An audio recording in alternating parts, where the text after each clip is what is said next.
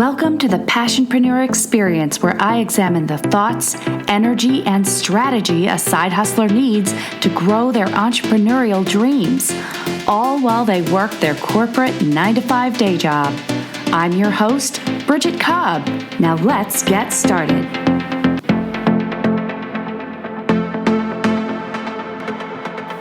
Happy New Year! Welcome back to the Passionpreneur Experience, the first episode of 2020. I hope you guys had a fantastic New Year's. You got to celebrate with friends and family and really reflect on the year that was and the decade that was. I can't believe we are in 2020. I feel like it's like Jetsons type dates we're in now. I just feel so futuristic, but here we are, and I can't think of a better topic to start the year off with than today's subject, which is taking massive action. And I'm excited to talk about massive action today because I want to reflect on what that is, what it means to us as side hustlers and entrepreneurs working full-time jobs, and break down maybe a couple of myths around that word massive action, and then also provide you with some questions that you can ask yourself. These are self-coaching questions that you can use to spur on or initiate massive action. So I want to jump into it right now by talking a little bit about the word itself and why it's important to me. The exciting thing about massive action is it's so relevant to me right now and where I am in my business. And, I am working full-time 9-to-5 job, as I've talked about before. And I have let this idea of that full-time day job, I've let that idea really resonate with me to say, well, you don't have to take massive action in your business because you do have that full-time job, and that's hard. It's hard to do both. And so don't really worry about the business. It can coast for a while and it'll be fine. And it took a real reckoning, I guess, to say, no, I need to be taking massive action in my business because I know what it can do, what it can provide. I want to build that strong platform for other passionpreneurs out there who are struggling to balance that load of I've committed to my full-time day job, and whether that's a full-time commitment for the rest of my life, I want to balance that load between 9 to 5 and my own business, or I've made the commitment for now for whatever reason, financially, or maybe there's a large project that you're very passionate about and you want to see it through before I transition to full-time entrepreneur. There could be many reasons. We all have different reasons for staying with our day jobs while we grow our own business. But I feel it's important to provide a platform for those of us out there in this situation because we are unique to full-time entrepreneurs. We have different sets of challenges. And so that passion for me is driving my massive action to say, what do I need to do to get out there? I've talked about this before, but I've been thinking about and planning to launch my own business for 15 years. 15 years, that's a long time to be sitting on an idea. And it's kind of a shame, right? So it took 2019 to really trigger the change in me. And that was through a series of just meeting the right people, making the right connections, those people that could inspire me to take action, a conference that I went to, and a couple of it was like a perfect storm of inspiration to really kick me in the ass and say, it's time for you to move. So, what is the catalyst? All that said and done in one word that triggers massive action, and that's mindset. It is a mindset that pushes you forward and allows you to make the decision, because that's really what it comes down to. A lot of times we feel like, it's about the right circumstances. When all the right circumstances come into play, I'll take massive action. Or it's about the right opportunity being presented to me, and then I will take massive action. But I'm telling you, it's mindset. When you decide to take massive action, you find opportunity. You create the right circumstances. So that's what it comes down to for me. I want to talk a little bit more about that. So as I said, I made the decision that this was my time and last year. And I made that decision to say, mind, I know you're a powerful tool. My brain is extremely powerful. It drives me, and I am now giving you an open mic to be as loud as you want and scream, Bridget, take action now. What are you doing? I want you to move. I want you to progress. And I just encourage that internal dialogue at all times, so that it was always there. And it might have been fighting with a gremlin or two who was still in there saying, ooh, but I don't know. Are you sure it's the right time? I mean, you've waited 15 years. What's another couple years? And that battle was going on. Absolutely. But I was cheerleading the voice that I wanted to be there. And that was the voice of saying, you could do this, Bridget. It's your time. Get up and move. Get up and act. All right, so I made a conscious decision to give that voice a platform, to foster it, to nurture it. Whenever it was there, I acknowledged it and said, I hear you, and thank you for pushing me, and I'm going to jump on that. All right, so we are all capable of massive action right now. And this is where I kind of want to get into the word massive. Massive, I think, this is the misnomer that a lot of people get intimidated by when they think, massive action, does that mean quit my job? Massive action, does that mean lay some massive financial investment out for a tool or a course that I need? And I want to challenge the word massive because I think it can show up for different people in different scenarios in different ways. But I believe you know it when you feel it. All right, so don't be thrown off by the word massive. That might be, maybe you've heard it interpreted in different ways out there in the media. And quite honestly, by comparing yourself to others. And when I say out there in the media, I mean social media. Because when I can often get into a space where I'm comparing myself to other people taking massive action and going, oh, that's what that means. Look what they did. I'm not ready for that. I'm not ready for massive action. All right, so don't let other people define what massive action means to you. The effort or the time required to perform the task is not relevant. All right, it's the impact it has on you moving towards your goal that really matters. So I want to emphasize that small and mighty definitely has a pony in this race, all right? There is space for small and mighty when it comes to massive action. So the real question is, if you're able to define what massive action looks like based on your circumstances, your time, your type of business, where you are within your business, if you're able to define that for yourself, the real question is, why aren't you taking massive action right now? And this is where I want to identify 5 coaching questions that you can ask yourself to start exploring how to take massive action and what it looks like for you. So this is a great tool to have on hand because if you were to hire a professional coach, this is likely the path that they take you on in a coaching session. And you can learn. Now, while I'm a professional certified life coach, and I find huge value in coaching. I'm involved in a mastermind group where I can get coaching myself. I find it extremely powerful.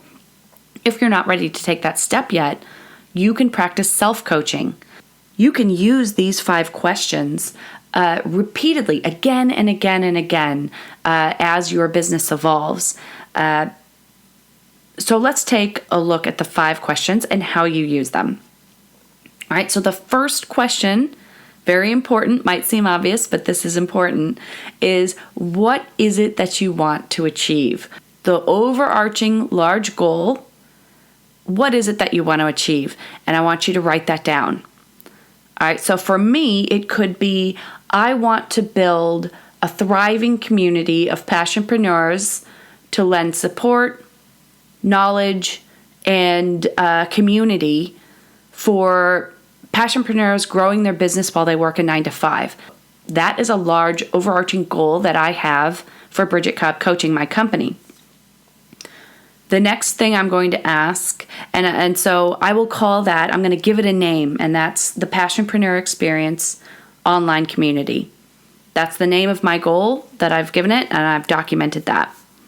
The importance of naming your goal comes down to building attachment and strongly identifying with that goal. So actually giving it a name and not letting it just be a lofty concept in your brain really allows you to start feeling attached and making that a tangible goal. If you can't give that goal a name properly, then it may not be well thought out enough, and that's going to be a hard goal to attain anyway. All right, so challenge yourself to get very specific. So identifying strongly with my goal, which is to build the Passionpreneur Experience Facebook community. I'm going to strongly identify with that. I understand. I even envision the logo in my brain because it's already there. The community has been started, but I still have a lot of work to do. So let's go to the second question and keep running through the exercise. Second question is, what specifically is the first thing you need to do in order to achieve that thing? So now I'm getting a bit more specific because the goal itself, build the Passionpreneur Experience Online Community, is not really it doesn't give me a lot of direction. It's certainly not talking about the how. That is just the what, that first statement. So in step 1, I've identified the large overarching goal. Step 2, I want to bring a little bit more focus to that. So I've identified the Passionpreneur Experience Online Community as a large an established group, as a large overarching concept. But number 2, what specifically is the first thing you need to do in order to achieve that thing? I'm starting to get into tactical strategy. And for me, the first thing I need to do in order to achieve that is build awareness. I need people to know about the group and the value that the group can bring to them. All right, so I can start identifying. I've already recreated the group. So if I hadn't started that yet, I might say I need to physically go set up that group.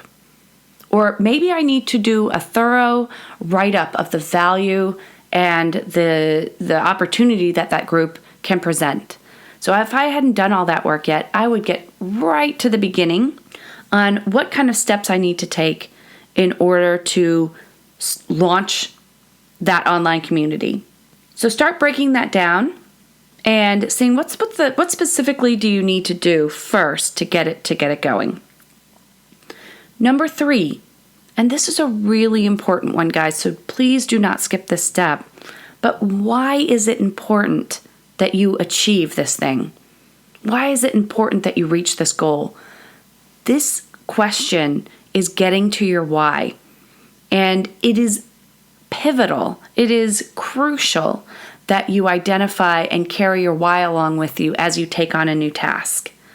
That's going to tell you, and we talked about last week about good intentionitis and the multitasking myth. If you haven't listened to it, go back to episode 5 and listen to that, because as you're adding on, you may find I'm adding on tasks to this plan. And is it really important? Is this going to serve me and my why? Is this something my customer actually needs and wants? All right, so identify that. Why is it important that you achieve this goal? What is it going to do for you, your business, your customer? And don't skip that step, because when things get hard, when you start to get tired or frustrated with the process, you can come back to your why and rely on that to carry you through and say, I understand not everything I do in this business is going to make me jump up and click my heels. Some stuff is hard. Some stuff is menial tasks that must be done, but I'm doing it for a greater purpose. And let me go back and reflect on that. That's why I'm there. That's why I get up earlier. That's why I work later. Whatever it is. Number 4, how will you know when you achieve that thing? Identifying a measurable aspect to a goal is very important. not just to actually achieving the goal, but for your mindset as well, so that you know when you've reached the finish line, you know when you have achieved. And maybe it's just, this is what version 1 looks like. It used to be MVP, minimal viable product, when at least in the tech space. But now they're calling it MLP, minimal lovable product. What's the most minimal lovable product we could put out there to get the product out into the marketplace and then innovate as my customer comes back to me with feedback? So how do I know when I've achieved the level that I can push this out and start using it and start learning about it and start getting my customers to interact with me on it? So identifying what that goal looks like and documenting that for yourself gives you something to aim towards, gives you something to measure against, and then it gives you a reason to celebrate, because when you reach there, you know you've reached there. All right, so making that very measurable. Number 5, what do you need to address or resolve in order to take the first step? And if you were in a real coaching session, guys, this is what you would spend your whole time coaching around.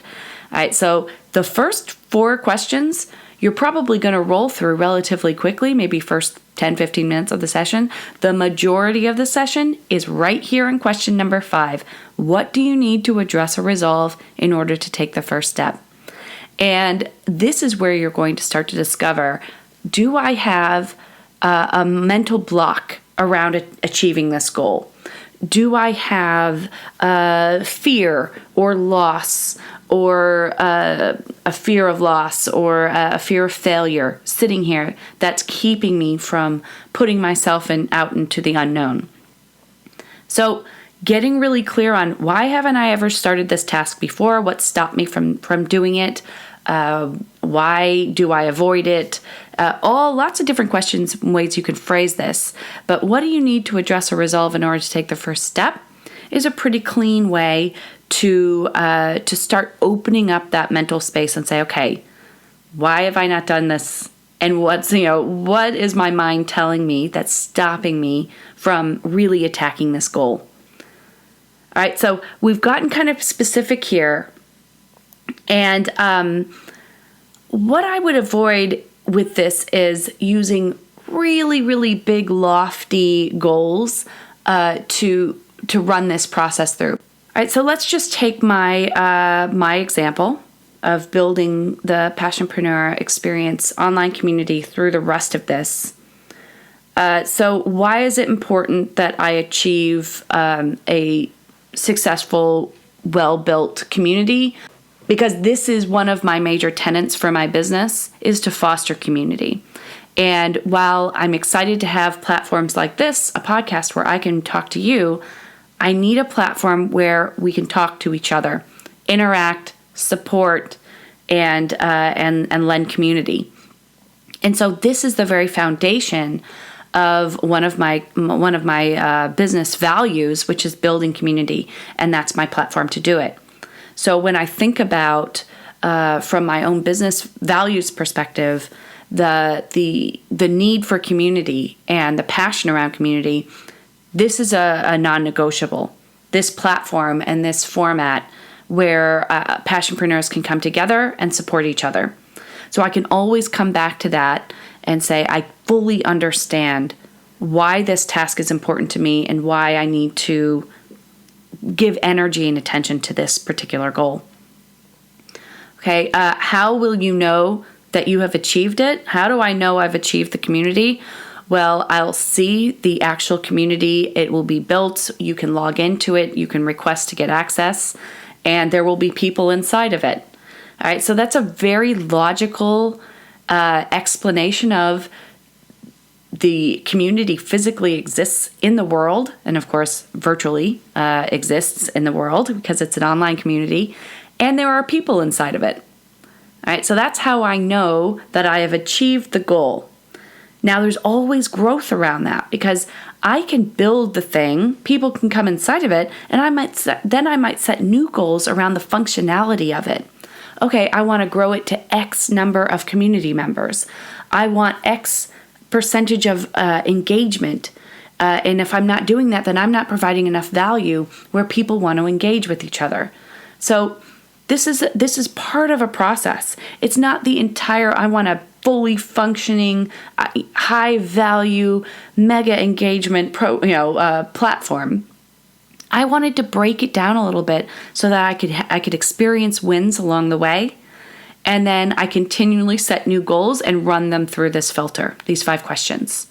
All right, so the first step is creating the community and getting it known, putting the name out there and inviting people to join. Now, number 5, what did I need to address or resolve in order to take the first step? For me, there was a fear built around it. What if nobody joins? What if I put it out there and I'm the only member? That's a common fear that people are going to have. A fear of scarcity, a fear of loss, a fear of failure, that's going to come up. And I needed to address that. I needed to take a look at that fear and say, how do I need to resolve that in order to move forward? Because that fear is stopping me from doing something that I know I need to do. And so I need to take a look at that. What does that failure mean to me? What does it mean if nobody joins the group? What does that mean about me as a person? What does that mean about me as a business owner? So I had to do some work around that. And as I've mentioned before, I relied on my own community to do that. So I didn't have the Passionpreneur Experience online community because I hadn't built it yet. So I went and lent on other people in my network that I'd met. And these people were, in a lot of cases, they were passionpreneurs. They were out there building their own business while they worked a full-time 9-to-5. Some of them were full-time entrepreneurs. So I was kind of going back and forth and gleaning knowledge and inspiration and sharing. I also, since I'm a coach, I know a lot of other coaches and was able to get some really solid coaching around that and took advantage of that. So for me, it was about coming to terms with facing that fear of failure, facing that fear of the unknown, and doing it anyway. All right, so these 5 questions, like I said, they can be used again and again, and you can get as micro with them as you want. The important thing, it's not part of the 5 questions, but it is an important final element to these 5 questions. The last bit is accountability.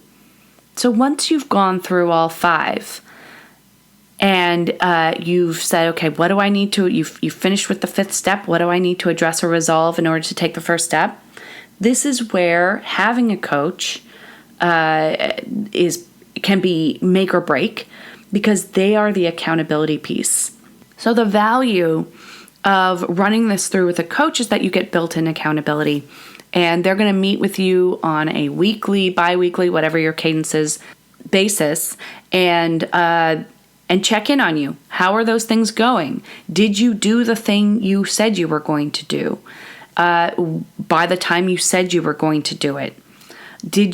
Why not? If you didn't, why not? What stopped you? Let's talk about where you were at that time. Let's talk about what you were thinking about when you actively decided not to do the thing. If you don't have a coach, this is where you can depend on a community. All right, so either join the Passionpreneur Experience Facebook community, because it does exist, and rely on other passionpreneurs in that community. Everybody in there is a side hustler just like you. You can raise your questions. You can ask for advice. You could even form your own mastermind groups in there. And that's something I highly encourage. If you start hearing from people within the group, put an offer out and say, I'd like to start a small group, maybe 5 people, 5 women. I want to jump in and we'll meet on a weekly basis and we'll check in on each other and create goals and hold each other accountable.